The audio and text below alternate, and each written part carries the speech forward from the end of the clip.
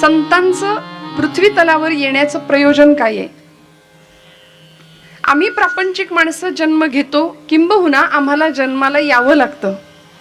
पुन्हा पुन्हा पुन्हा पुन्हा या जन्म मरणाच्या चक्रामध्ये आम्ही सापडतो.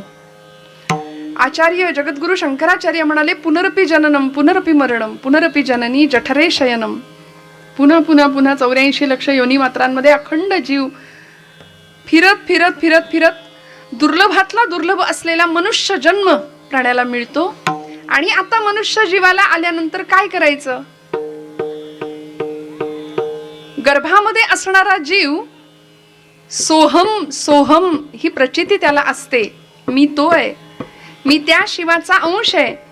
पण तोच जीव या सृष्टीत त्यांनी पहिलं पाऊल ठेवल्यानंतर मात्र कोहम कोहम, मी कोण मी कोण मी कोण असं करायला सुरुवात करतो. मग हे माझं, ते माझं, घर माझं, बंगला माझा, शेती माझी, असं करता करता माझे माझे घेई ओझे, सगळं जमवायचं, सगळं कमवायचं आणि एक दिवस सगळं इथेच ठेवून निघून जायचं. ही मनुष्य जीवनाची वास्तविकता आहे. आणि या पलीकडे जाऊन इथे आल्यानंतर कमवायचं काय, मिळवायचं काय, याची खरी उत्तरं संतांनी आम्हाला दिली, सत्पुरुषांनी आम्हाला दिली, महापुरुषांनी आम्हाला दिली. म्हणून प्रत्येक महापुरुषाचं जीवन, लौकिक किंवा लोकोत्तर महापुरुषांची चरित्र आणि संतांचे चरित्र आणि तुमचं माझं जीवन याच्यामध्ये खूप तफावत आढळते. एखादं विभूतिमत्व जन्माला येतं, उच्च कुळामध्ये असू दे किंवा कुठल्याही कुळामध्ये असू दे, जन्म झाल्यानंतर आपल्या आईवडिलांच्या संस्कारांच्या मुशीतून असं काही झळाळून त्याचं जीवन निघतं की त्याचं जीवन जगाला लाभदायक ठरतं, जगासाठी प्रेरणादायक ठरतं. मग ज्ञानोबा असू देत, तुकोबा असू देत, अगदी निळोबारायांपर्यंत, समर्थ रामदास स्वामींपर्यंत, किंवा अलीकडच्या संतांच्या मध्ये जर बोलायचं झालं तर आमच्या सातारचे ब्रह्मचैतन्य गोंदवलेकर महाराज, आपले शेगाव निवासी गजानन महाराज आहेत, अक्कलकोटचे स्वामी समर्थ महाराज आहेत, गणानंद स्वामी महाराज असतील, अशा अनेक संत सत्पुरुषांनी आपल्या येण्याचं प्रयोजन जे काही होतं ना ते सार्थ केलं. मी कशा करता आलोय, माझ्या जन्माला येण्याचं कारण काय आहे ते शोधलं आणि त्या दृष्टीने प्रवास केला. श्रोते हो, आपण मनुष्य प्राणी किंवा आपण सर्व काय करतो? आपण कधी विचार केलाय का मी का आलोय, मी कोण आहे, मला इथे येण्याचं कारण नेमकं काय आहे? मी अमुकच गावात, अमुकच समाजात, अमुकच तालुक्यात, अमुकच घरात, अमुकच आई वडिलांच्या पोटी मी जन्माला का आलो किंवा आले, असा कधी आपण सिरियसली आणि गांभीर्याने विचार करत नाही. तो करावा ही संतांची अपेक्षा आहे. आणि म्हणून संत अवतीर्ण होतात. संत इच्छेने जन्माला येतात बरं का. संतांचा जन्म, संतांचा अवतार हा स्वेच्छेने आहे.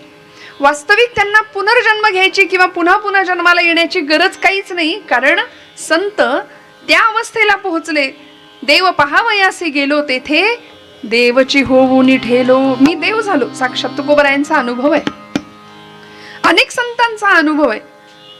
आमच्या ज्ञानोबारायांनी संजीवन समाधी घेतली, समाधी तत्वाचा स्पर्श स्वतःच्या जीवनाला करून घेतला.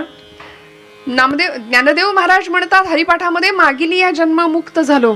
आम्ही खरं तर मुक्त झालो होतो बरं का गेल्या जन्मातच, पण पुन्हा आम्हाला जन्माला यावंसं वाटलं. कशा करता? बुडते हे जन न देखावे डोळा, येतो कळवळा म्हणून या. बघा तुम्ही, म्हणून आज आम्ही संतांच्या महाराष्ट्रात आहे. भाग्यवान आहोत आम्ही, भारतासारख्या पवित्रतम देशामध्ये जन्माला आलोय. प्रत्येकाने आपल्या भाग्याचा थोडा विचार करूया. आपल्याकडे काय आहे?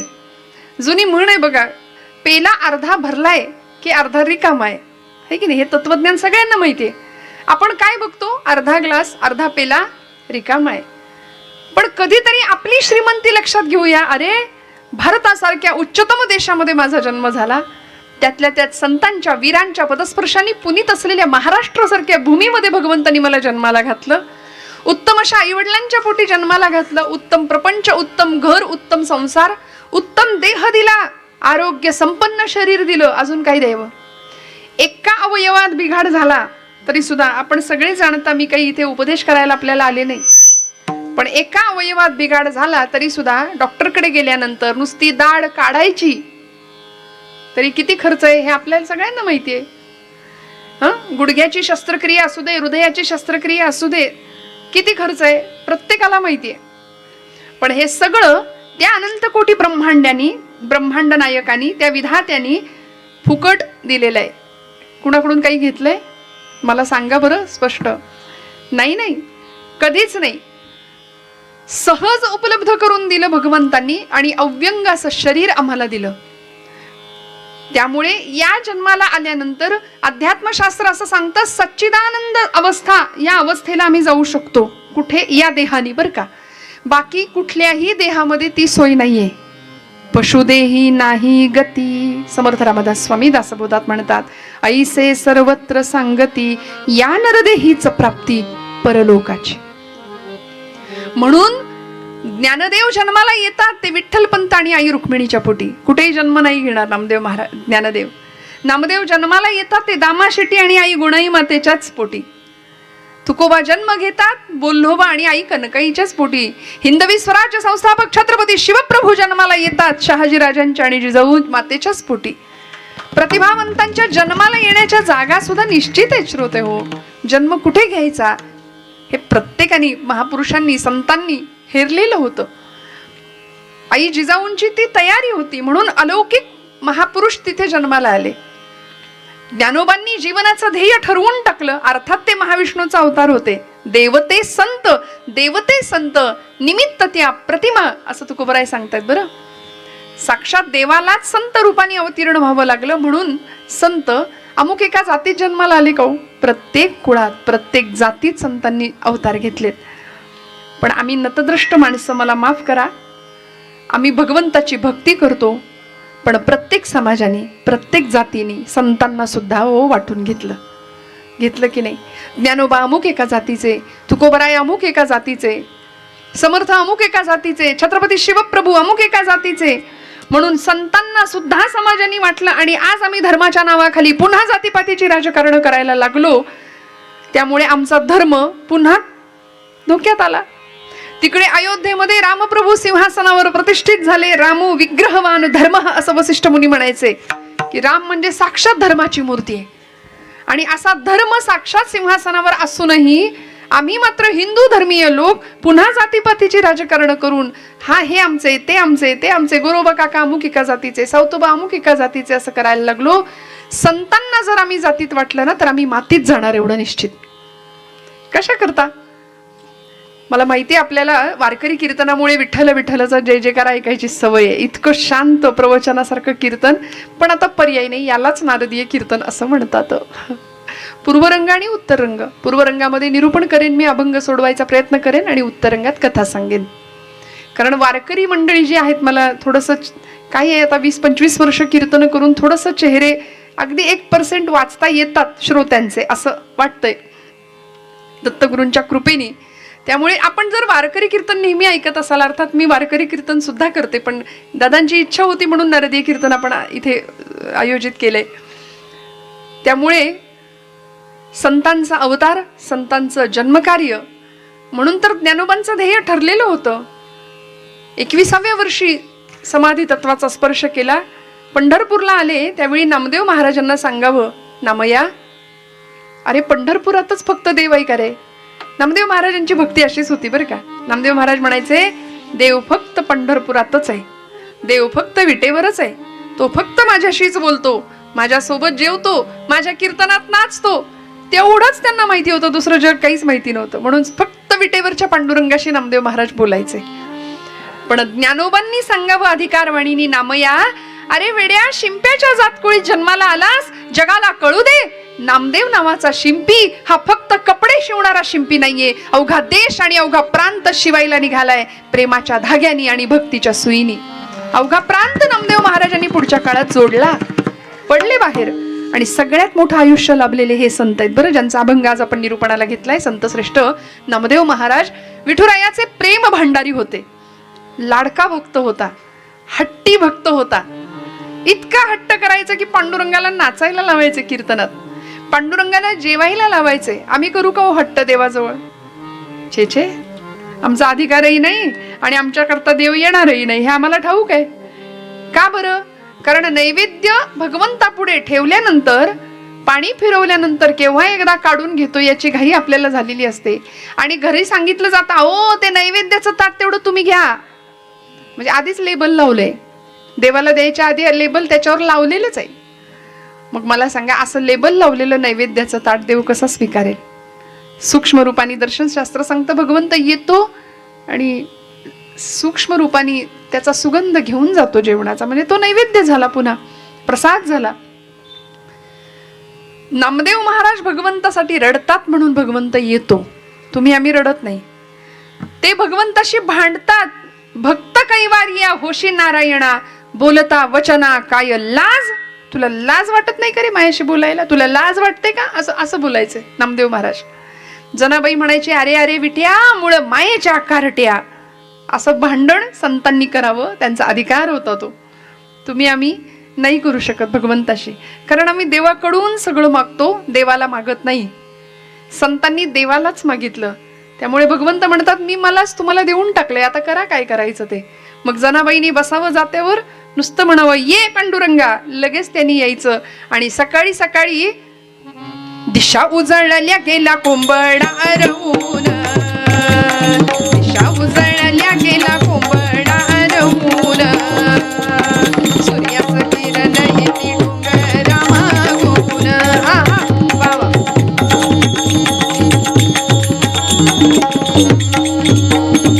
जनाई बैसली जात्यावरी दळायाला, जनाई बैसली जात्यावरी दळायाला, पांडुरंग सखाई तिच्या गमदतीला, पांडुरंग सखाई तिच्या गमदतीला, घरच्या पिठाची घालू भाकर पती देवा, घरच्या पिठाची घालू भाकर पती देवा, ही गोडी अमृताची पांडुरंगा वाटे वा, दिशा उजळल्या गेला कोंबडा रवून,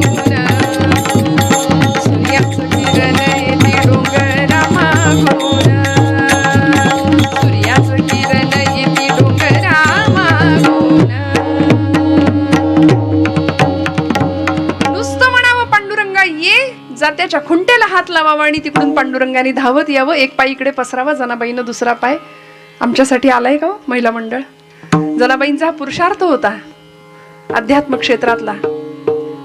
अशा होत्या की देवळातला देव स्वयंपाक घरात आणला आणि बसावं पांडुरंगाने.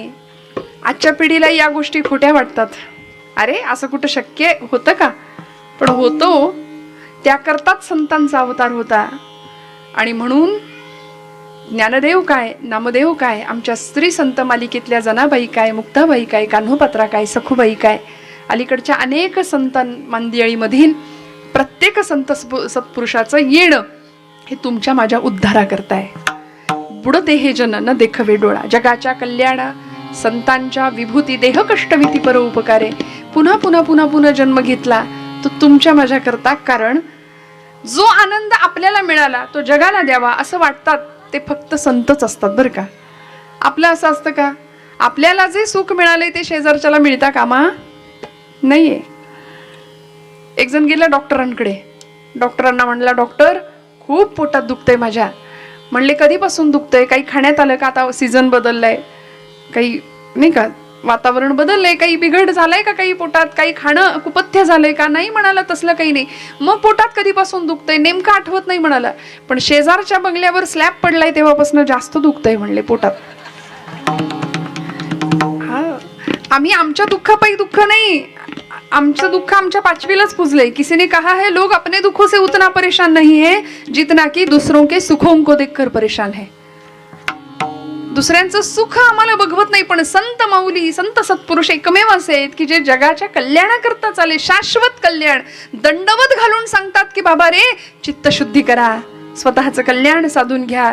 ब्रह्ममूर्ती संत जगी अवतरले, उद्धरावया आले दीनजना.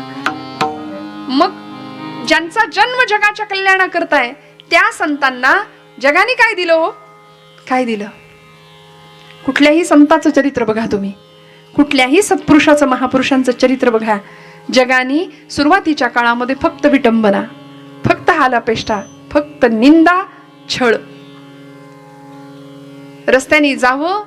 मग अनेक संतांची आपण चरित्र बघा आजपर्यंत, जे आपण गजानन महाराजांची उपासना करता, महाराजांच्या पोथीचं पारायण सुद्धा इथं काही दिवसांपूर्वी झालेलं आहे. कुठल्याही संतांचं चरित्र बघा, ज्ञानोबांच्या बाबतीत बघा, तुकोबांच्या बाबतीत बघा, महाराज असे निघाले की लोक म्हणायचे बघा बघा येडा तुक्या चालला म्हणून. महाराज म्हणायचे हो आम्ही आहोत वेडे, जगाने आम्हाला वेड्यात काढलं, आम्हाला घेणं देणं नाही. घरची आमची आवली सुद्धा आम्हाला वेड्यात काढते. खरं तर सगळ्यांचा तोच अनुभव असतो बरं का या वर्गाचा. कमी आहे संख्या, खरं सांगा असतो की नाही? हो म्हणा, माना तरी हलवा निदान. बघा काही माना हलतायत कॉन्फिडेंटली, हो आमचा घरातला हाच अनुभव आहे, तुम्हाला काही कळत नाही गप्प बसा. नाही हो, हे गमतीपुरतं घ्या बरं का. जुन्या माता भगिनी आहेत माझ्या समोर, मी काय त्यांनी जसे प्रपंच केलेत खरं मावशांनी आजींनी, ते आपल्याला नाही जमणार. इतकी तडजोड पैला पै गाठी मारून सगळ्यांची मनं धरून काय सुंदर पद्धतीने या मंडळींनी प्रपंच फुलवावेत. नवीन पिढीने खरं तर आदर्श घ्यावेत. आता सगळी IT ची भाषा आहे, IT तच आहेत सगळे. मला कुठल्या क्षेत्राला नावं नाही ठेवायची, पण पैसा पैसा करता करता आपण माणूस नाही ना दुरावत आहे, याचा विचार प्रत्येकाने आपापल्या पातळीवर करणं फार गरजेचं आहे. माणसाला माणूस जोडणं, स्नेह, आपुलकी, प्रेम, आदर या गोष्टी दुरावत चालल्यात, दुर्मिळ होत चालल्यात. आणि याकरता हा धर्ममंडप असतो बरं का. याकरता पुन्हा पुन्हा ही कीर्तन असतात, याकरता पुन्हा पुन्हा सगळ्यांनी एकत्र यायचं असतं. आम्ही म्हणतो आमचं कुणा वाचून काही आडत नाही, छे छे आडत नाही वगैरे काही नाही, माणसाला माणूसच लागतो, पैसा नाही पुरत शेवटपर्यंत. हे संतांनी आम्हाला वारंवार सांगितलंय श्रोते हो, प्रत्येक वेळी येऊन सांगितलंय.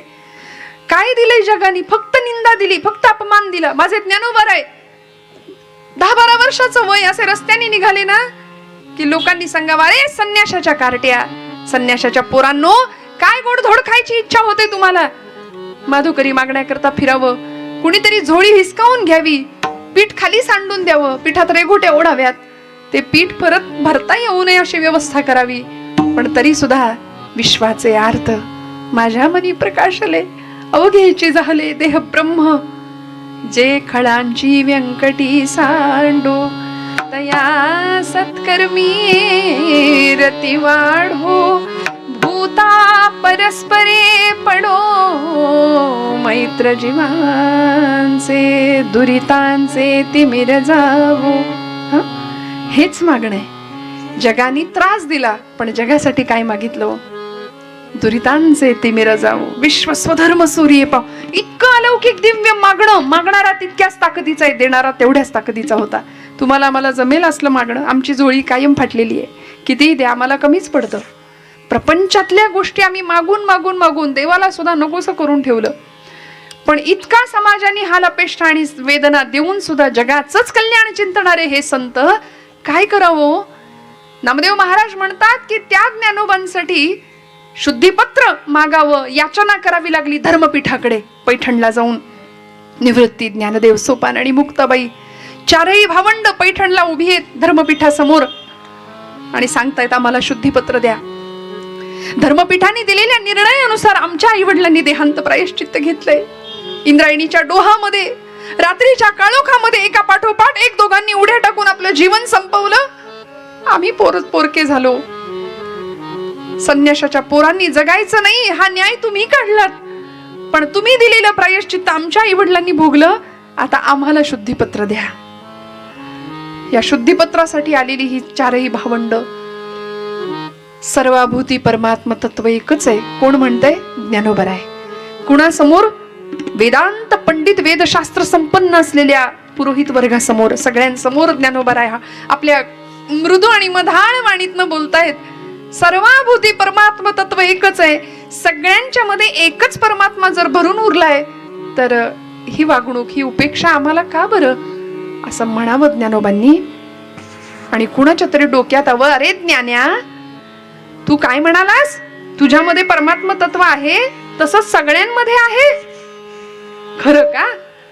मग जर तुझ्यामध्ये परमेश्वर आहे, तुझ्यात परमात्मा तत्व आहे, तर हे बघ तो रेडा निघालाय म्हणाले तिकडून. ज्ञानाच नाव आहे त्याचं. त्या रेड्याच्या मालकाला सांगितलं आण रे, आणि तो रेडा घेऊन तो मालक आलाय. राव उभा इथे म्हणाले, त्याला उभं केलं. तुझ्यात जे आत्मतत्व आहे, तुझ्यात जे परमात्म तत्व आहे ते याच्यात आहे.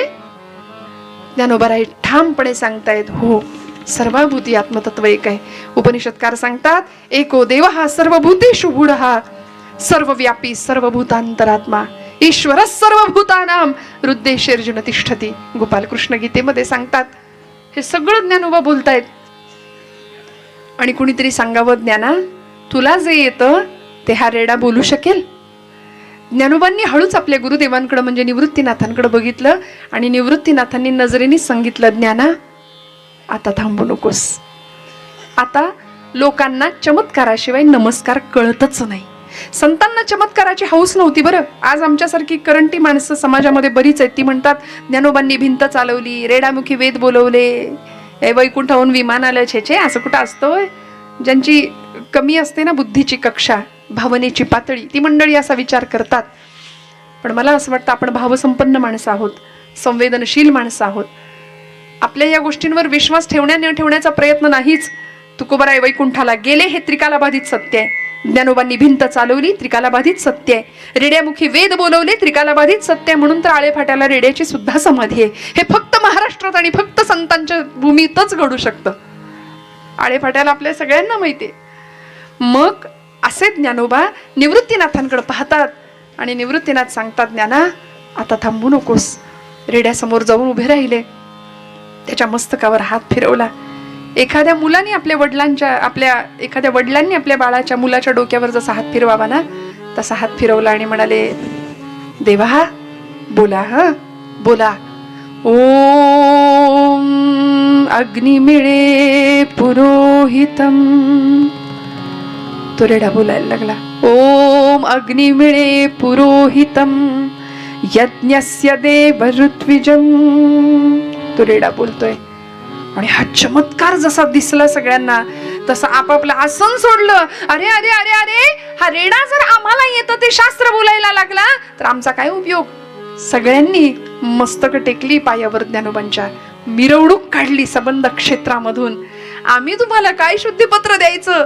शुद्धीच्याही तुम्ही पलीकडे आहात ज्ञानोबा.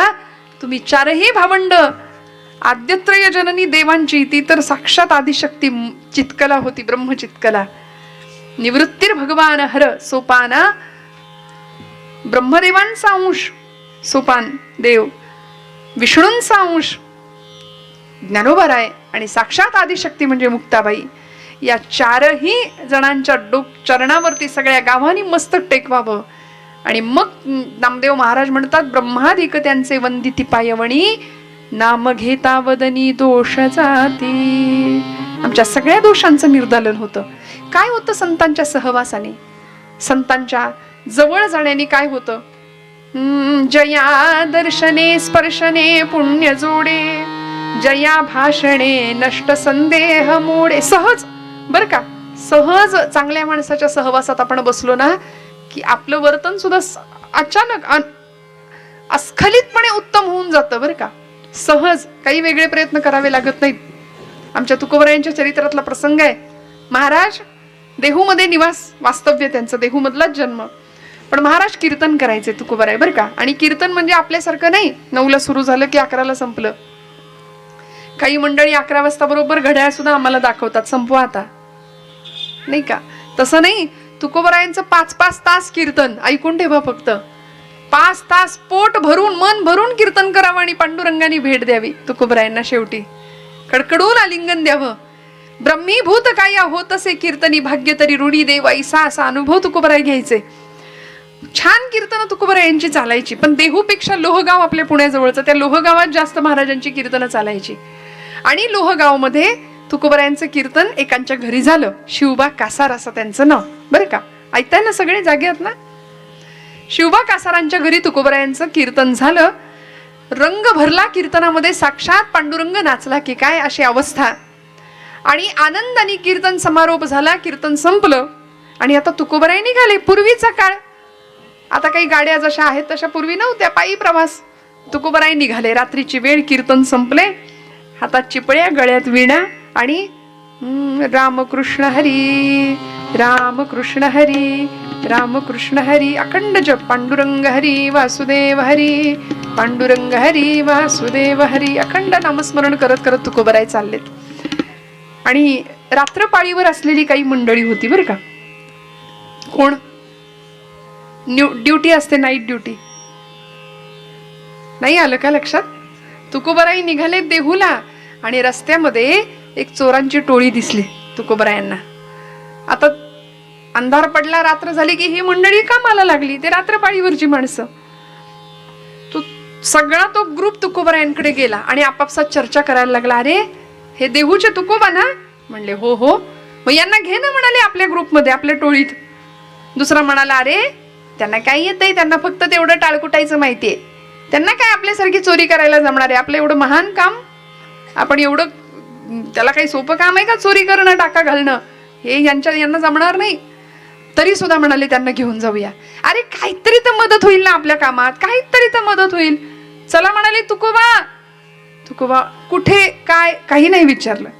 ही सगळी मंडळी महाराजांकडे आली. तुकोबा चला आमच्या बरोबर. महाराज म्हणले चला. संत असे असतात बरं का, काही नाही, प्रतिक्रिया नाही, शांत अखंड नामस्मरण अनुसंधान.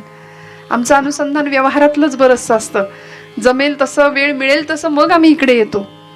हा, परमार्थ सवडीने करतो आम्ही आणि प्रपंच आवडीने करतो. काय करतो आम्ही? परमार्थ सवडीने. जमलं तर, वेळ मिळाला तर, बघू, मूड लागला तर आज कीर्तनाला येईन, नाही तर उद्या 2 दिवस आहे, उद्या सकाळ संध्याकाळ आहे, आजच जावं असं कुठं नडलंय, उद्या जाईन. पण ज्यांना खरंच आवडीने करायचंय ना ते 3ही कीर्तनाला येतील आवर्जून. म्हणजे इथलं नाही सांगत आहे, कीर्तनाप्रती ज्यांची संवेदना आहे, प्रेम आहे, ती मंडळी येणार हो, येणार. आणि खरं सांगू तुम्ही, आम्ही इथे येणारे कोण? भगवंत आम्हाला इथे आणतो. डोंगरे शास्त्रीजी म्हणतात, कथा केली आहे, कीर्तन केली आहे, जाने की हमारी औकात क्या है. ते हा शब्द वापरायचे. आम्ही कोण कीर्तनाला जाऊन बसणार आहे? कथा केली आहे तो वो जाते हैं जिनको बाके बिहारी बुलाते हैं. तिकडून बोलावणं यावं लागतं. भगवंत बोलावतो म्हणून पावलं येतात. नाहीतर बघा तुम्ही, महिला वर्ग घ्या अनुभव बरं. लाख आपण ठरवू, मी अमुक गोष्ट करीन देवाची, मी आज कीर्तनाला जाणार म्हणजे जाणारच, काहीतरी अडचण येईल जर तुमच्यात प्रारब्धात नसेल तर. मग ऐन वेळी पाहुणे तरी येतील, ऐन वेळी काहीतरी अडचण येईल आणि तुमचं इकडे येणं रद्द होईल. ते पाहुणे नसतात, ते आपलं पाप असतं खरं तर. आता त्यांना असं नाही म्हणायचं तुम्ही आमचं पाप आहे, पण काहीतरी अडचण येईल, प्रारब्ध आड येईल आणि तुमच्याकडून भगवत कार्य, भगवत सेवा घडणार नाही. त्यामुळे त्याच्या मनात असेल तरच आमची पावले इथे येतात बरं का. त्यामुळे या सगळ्या चोरांनी तुकोबरायांना सांगावं, तुकोबा चला. महाराज म्हणले चला. कुठं जायचंय काही नाही विचारलं आणि माघारी फिरले. परत देहूला निघालेले तुकोबा पुन्हा लोहगावच्या दिशेने ही सगळी टोळी तुकोबरायांना घेऊन लोहगावातच निघाली. येता येता येता ज्या घरात महाराजांचं कीर्तन झालं होतं की नाही, त्याच घरावर चोरी करायची ठरलं आणि तुकोबा निघाले यांच्या बरोबर. रात्रीची वेळ, कीर्तन संपलं होतं, महाराज निघाले होते खरं देहूला जायला, पण आता घरातले मालक मंडळी सगळे झोपून गेले, आराम करतायत. आणि या सगळ्या चोरांनी तुकोबांना सांगितलं, तुकोबा त्या भिंतीवर चढा म्हणले. महाराज चढले. विणा दिली एकाकडं, चिपळ्या दिल्या एकाकडं. चढतो म्हणाले. पलीकडे उडी मारा. मारली. आता तिथले जे जे काही जड जड सामान आहे ते टाका म्हणले बाहेर. तुकोबांनाच लावलं कामाला. महाराज टाकायला लागले. जे काही दिसल ते, पाटा दिसला, वरवंटा दिसला, एकाच्या डोक्यात पडलं, नको नको म्हणले, आता हलकं सामान टाका, जे काही हलकं सामान आहे. मग काय असेल घरातलं, जे जे असेल ते टाकायला लागले. थांबा म्हणाले तुकोबा, आता कडी उघडा आतून. सगळ्या चोरांनी आतमध्ये प्रवेश केला आणि आतमध्ये ऐवज जिथे होता तिथपर्यंत पोहोचले. तो ऐवज हस्तगत केला, मिळवला आणि आता सही सलामत बाहेर पडायचं. चोरीचा प्रयत्न, चोरी झालेली आहे, बाहेर पडायचं. आणि म्हणून सगळे बाहेर पडायला लागले. तेवढ्यात सकाळचे पहाटेचे 4 वाजले. आणि 4 वाजले की आमच्या तुकोबरायांचा नित्यक्रम. उठा पांडुरंगा प्रभात समयोपातला, वैष्णवांचा मेळा गरुड पायी दाटला, वैष्णवांचा मेळा गरुड पायी दाटला, बाळवंटापासोनी महाद्वारापर्यंत सुरवराची दाटी जोडोनी हात, सुरवराची दाटी उभे जोडोनी हात. 4 वाजता वाटेल ते झालं तरी तुकोबा तुकोबांचा काकडा सुरू होणार. मग वेळ काळ काय कुठे आपण कसे आहोत काही नाही बघितलं. तिथे एक काशाची ताटली पडलेली होती, ती घेतली, त्याच एक लाटणं होतं ते घेतलं आणि उठा पांडुरंगा सुरू झालं महाराजांचं. आता काशाची ताटली म्हणजे काशाच्या टाळांसारखीच वाजणार. आणि मग मालक उठायचे राहतील. शिवबा कासार उठले, बाहेर आले, बघतायत तुकोबांचा काकडा सुरू आहे. 1.5 तास काकडा झाला बरं का. चोर म्हणाले, आता राजे खुशीने जिथे जागा मिळेल तिथे लपून बसा, उगीच आणलं म्हणे यांना, पश्चाताप झाला आणून, आम्हाला अडचणीत टाकलं. तुकोबराय बसलेत तिथे. शिवबा कासार येऊन समोर उभे राहिले. महाराज हे काय, तुम्ही जायला निघाला होतात रात्री कीर्तन आटोपल्यावर, तुम्ही गेलाच नाही, तुम्ही इथेच आहे. तुकोबा म्हणाले, नाही गेलो होतो पण परत आलोय. परत आलात? एकटेच आलात? महाराज म्हणले, नाही एकटा नाही आलो, दिंडी आलीये, माझ्या बरोबर दिंडी आलीये म्हणले. आता काय करणार, सगळे म्हणाले आता राजी खुशीनी आपल्या एकमेकांना गंध लावा. आणि काय चेहरे चमकू लागले हो सगळ्यांचे. वा वा वा. मी सगळ्यांना सांगत असे बरं, पुरुष वर्गाला, माझ्या बंधू वर्गाला सुद्धा, वडीलधारी मंडळी असतात, आपण हिंदू आहोत, कपाळाला कायम गंध लावत जा आज्ञाचक्राच्या ठिकाणी. त्यामागे शास्त्रीय कारण आहे, अध्यात्मशास्त्रीय कारण आहे, सायन्स आहे त्यामागे. आपलं आज्ञाचक्र असतं तिथे. वाईट शक्ती लगेच अटॅक नाही करत आपल्यावरती. कायम गंध लावूनच बाहेर पडा, कायम. ते चोर होते, एकमेकांना गंध लावून घेतला, टाळ हा गळ्यात घेतले आणि राहिले तुकोबांच्या मागे उभे. हो म्हणले, दिंडी आहे आमची. काय होतं, जया दर्शने स्पर्शने पुण्य जोडे, सहवास मिळाला, किती मिळाला. गंध लावून घेतले, टाळ वाजवायला लागले. आणि एवढंच नाही, तुकोबरायांकडून माळा सुद्धा घालून घेतल्या यांनी. तुकोबांचे जे 14 टाळकरी होते त्याच्यातले हेच निम्म्यापेक्षा जास्त होते. त्यामुळे असा परिणाम होतो, होका दुराचारी विषयी आसक्त, संत कृपे त्वरित उद्धार होतो, लगेच उद्धार होतो. हो, जरा सहवासात जा संतांच्या. आपण विचार करतो की आता संत देहाने नाहीये, ज्ञानोबा गेले, तुकोबा गेले, मग ज्ञानोबांची ज्ञानेश्वरी आहे. समर्थ रामदास स्वामींचा दासबोध नावाचा अत्युत्कृष्ट असा ग्रंथ आहे की ज्याच्यामध्ये व्यवहार आहे, अध्यात्म शिकवलंय. आम्ही म्हणतो ज्ञानेश्वरी हातात घेतो आम्ही, पण आम्हाला कळतच नाही. कळत नाही असं म्हणणाऱ्यांना मी नेहमी सांगते की ज्ञानोबा माऊली आहे, ज्ञानेश्वरी माय आहे. आईची भाषा लेकराला कळत नाही असं कधीच होत नाही. अडचण कुठे माहितीये, आपण लेकरू होत नाही. आपण आपला मी, आपला अहम बाजूला टाकूया, लेकरू होऊन ज्ञानेश्वरीकडे जाऊया. मग आई आपल्याला घेते की नाही मांडीवर. बघा तुम्ही, माझा शब्द आहे तुम्हाला, फक्त वेळेत सुरुवात करूया. दिसत नाही, उठलेलं बसवत नाही, बसलेलं उठवत नाही, तोंडाचं बोळकं होऊन जातं. अशा वेळी ग्रंथांना हात लावून, भगवंत पूजा करून, आराधना करून काही उपयोग नाही. सडलेलं कुजलेलं फूल जसं भगवंताला आम्ही घालत नाही, तसा हा देह टवटवीत आहे तोपर्यंत भगवंतांच्या पायाशी व्हावा. वेळीच सगळ्या ग्रंथांचा व्यासंग आमच्या लहान मुलांना सुद्धा लागला पाहिजे. बोलण्यासारखं खूप आहे, वेळेकडे बघावं लागतं. आपल्याला घड्याळ सुद्धा खुणावतं. अजून मला कथा सांगायची आहे. त्यामुळे नामदेव महाराज म्हणतात की असे संत आहेत की ज्यांच्यामुळे आम्ही उद्धरून जातो. कितीही दुराचारी, कितीही पापी मनुष्य असला ना, होका दुराचारी विषयी आसक्त, विषयांमध्ये लडबडलेला मनुष्य जरी असला तरी संत कृपेमुळे त्याचा उद्धार होतो. तो जीवनमुक्त अवस्थेला पोहोचतो. आणि शेवटच्या चरणात नामदेव महाराज म्हणतात, अखंडित नामा त्यांचा वास पाहे, निषेदिनी ध्याये सत्संगती. मला अखंड भगवंता त्यांचा वास दे, म्हणजे वस्ती, त्यांच्या जवळ मला वस्ती करायला दे, त्यांचा सहवास दे, असं नामदेव महाराज सांगतायत. आणि असा संत कसे असतात, काय अधिकार असतो त्यांचा, भगवंताला किती आपलंसं करावं बघूया आपण उत्तर भागामध्ये. हाच आशय मनात राहावा म्हणून मी पूर्वरंगात इथे थांबते आणि आपण उत्तर रंगाला सुरुवात करूया. सा नि द नि द म ग म द नि सा रे सा. ब्रह्ममूर्ती संत जगी अवतरती, ब्रह्ममूर्ती संत जगी अवतरती. दिन दा दा दिन दिन दा दा दिन दिन दा दा दिन दिन दा दा दिन दिन दा दा दिन दिन दा दा. ब्रह्ममूर्ती संत जगी अवतरती.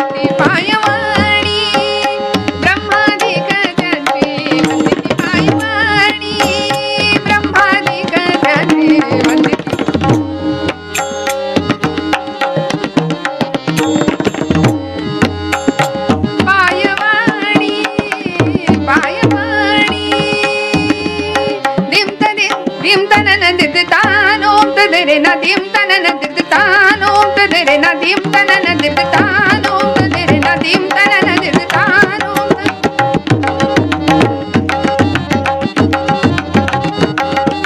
दिम तनन दिद दिम तनन दिद दिम तनन दिद तानो तदेरे ना दिम तनन दिद तानो तदेरे ना दिम तनन दिद तानो तदेरे ना तन देरे ना दिम ना दिर दिर ना दिद तुम दिद दिद तारे तारे दिम दिम तनन दिद तानो तदेरे ना दिम तनन दिद